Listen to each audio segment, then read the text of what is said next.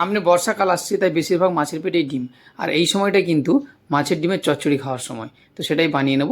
প্রথমে কিছুটা জল, তার মধ্যে কিছুটা নুন এবং একটু হলুদ দিয়ে ফুটিয়ে নেব। ফুটতে ফুটতে সেই সময় আমি মাছের ডিমটা এখানে দিয়ে দিলাম। প্রায় 200 গ্রাম মতো মাছের ডিম ছিল, সেটাকে ভালো করে সেদ্ধ করে তুলে নিলাম। এবার ছোটো ছোটো করে কেটে নিয়ে কিছুটা সরষের তেলে এটাকে ভাজতে হবে।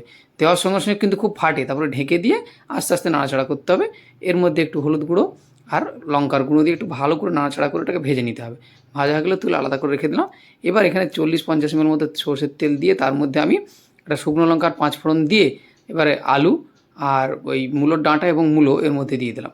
দিয়ে নাড়াচাড়া করে কিছুক্ষণ পরে আমি ঝিঙে, বেগুন আর এর মধ্যে আমি দিয়ে দেবো লাউ।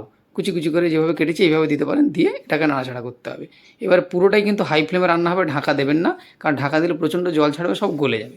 তারপরে এখানে কিছুক্ষণ পরে আমি দিলাম 3টে কাঁচা লঙ্কা চিড়ে আর একটু হলুদ গুঁড়ো এবং পরিমাণ মতো লঙ্কার গুঁড়ো।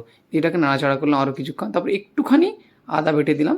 আর না দিলেও কোনো অসুবিধা নেই, তবে দিলে ফ্লেভারটা ভালো হবে। এবার স্বাদের মতো একটু চিনি দিলাম যখন সব সেদ্ধ হয়ে গেছে। তারপরে আরও কিছুক্ষণ নাড়াচাড়া করে এবার এখানে ভেজে রাখা মাছের ডিমটা দিয়ে দিলাম, দিয়ে সেটাকেও নাড়াচাড়া করব। এবারে এখানে মিডিয়াম ফ্লেম থাকবে।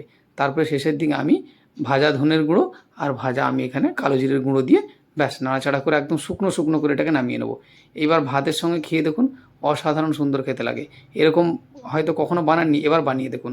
আর ভিডিও ভালো লাগলে আমাদের পাশে থাকবেন, শেয়ার করে